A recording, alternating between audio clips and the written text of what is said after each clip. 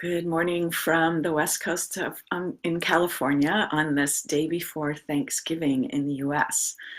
So, of course, my topic today for Wisdom Wednesdays is being in gratitude. And I have some tools to offer you for helping us to be in that state of gratitude. We know that it's important, we know that it's helpful, and sometimes it's not easy, right? I'm Ariana Newcomer. This is Wisdom Wednesdays. So, one of the things that is wonderful for being in gratitude is just the simple thing of thinking about the things that we're grateful for. And today I am extremely grateful because it's raining. Where I live in Central California, it doesn't rain for a good probably half the year. And we haven't had any significant rain really since last April. And here it is, the end of November, and we're finally getting our rain. Usually we get some in October. They're starting a little bit late this year. So I am feeling extremely grateful for the rains that have come. And I can almost hear the trees singing with delight at receiving this rain. So all the nature all around me, and I live with a lot of nature around me, is so happy that it's raining and receiving this beautiful, beautiful gift of waters from the sky.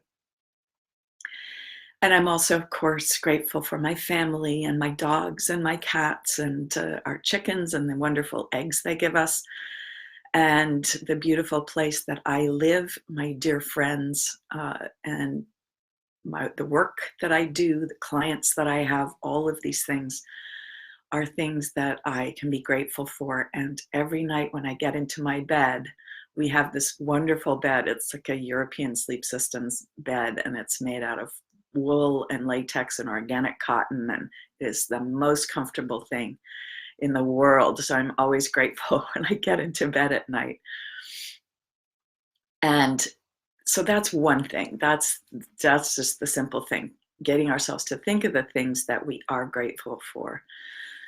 And just to acknowledge we are in intense times here in the United States with the impeachment hearings and with all of the just out of the box criminality in the White House, and the unbelievable way that the Republican senators and Congress people are refusing to actually admit to the criminality in the White House and are serving and supporting the criminal there. So I am grateful for those who are working for impeachment to help restore our democracy in our country. Now, some of the other more spiritual things that we can do to be in gratitude are to come into heart-brain coherence. And I've done a live on this before, and this is something that I learned from a Greg Braden course.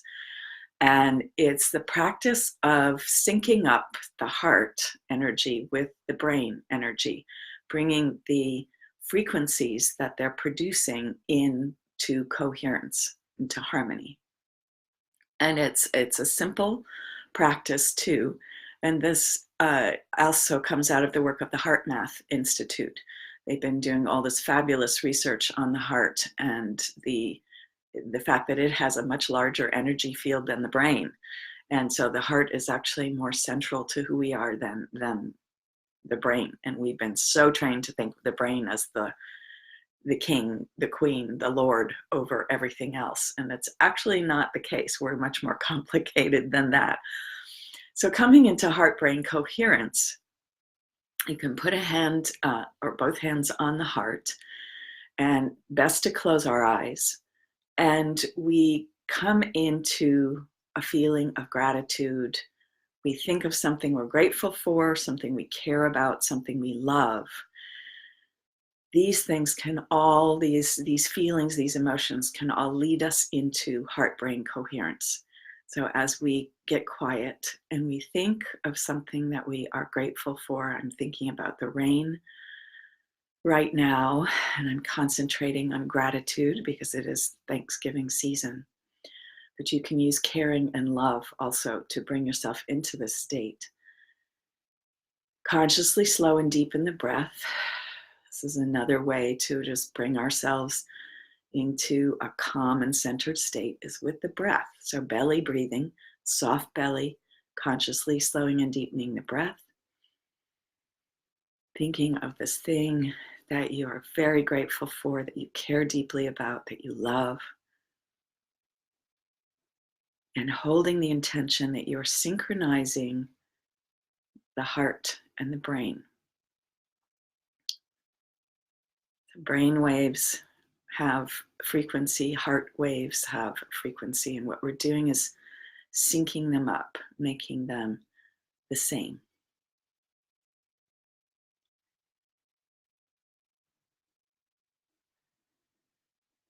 Continuing to hold in mind and heart whatever it is you are feeling grateful for, that you love, that you care deeply about.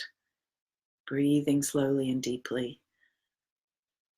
Holding the intention of synchronizing brain and heart. When you feel that has occurred, it generally takes a few minutes, but we can actually do this pretty quickly. We can do it in about 3 minutes.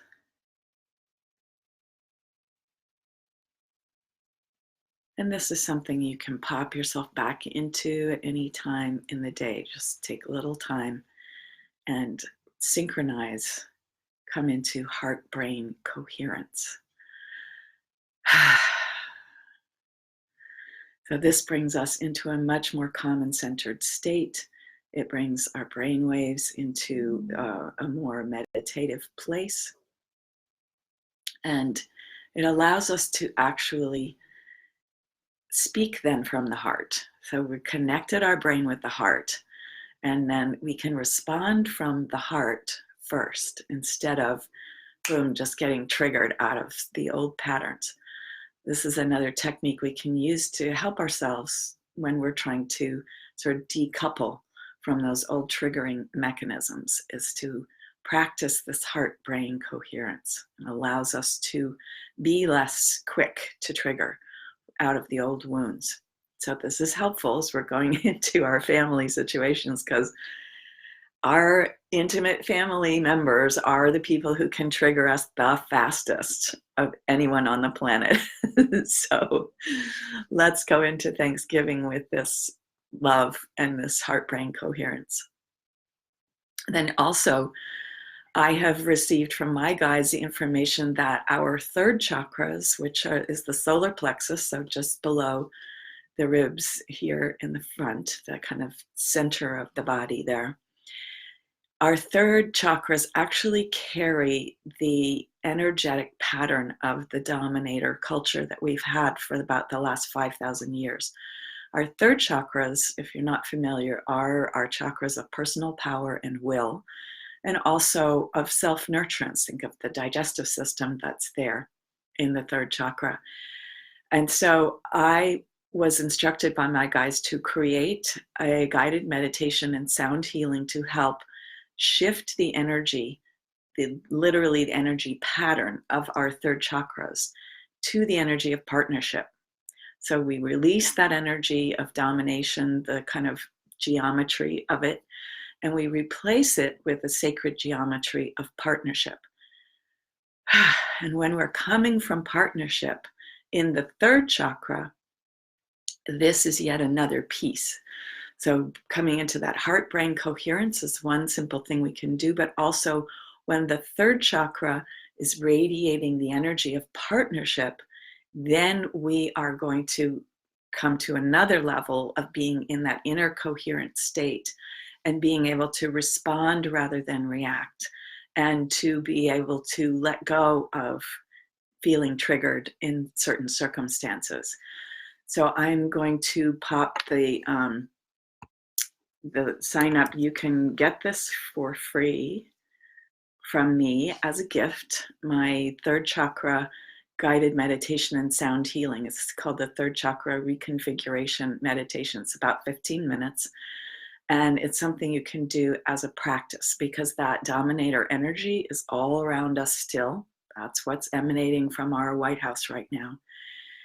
And it will tend to pop back in because it's familiar and it's all around us.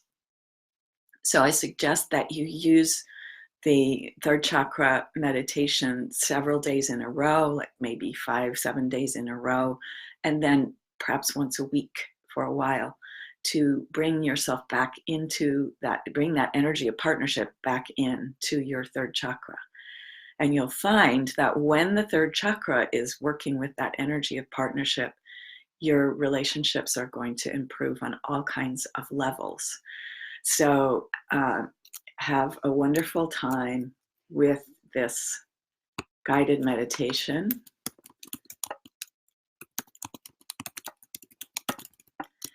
And have a blessed Thanksgiving. I'm trying to type in here. And I will see you next time.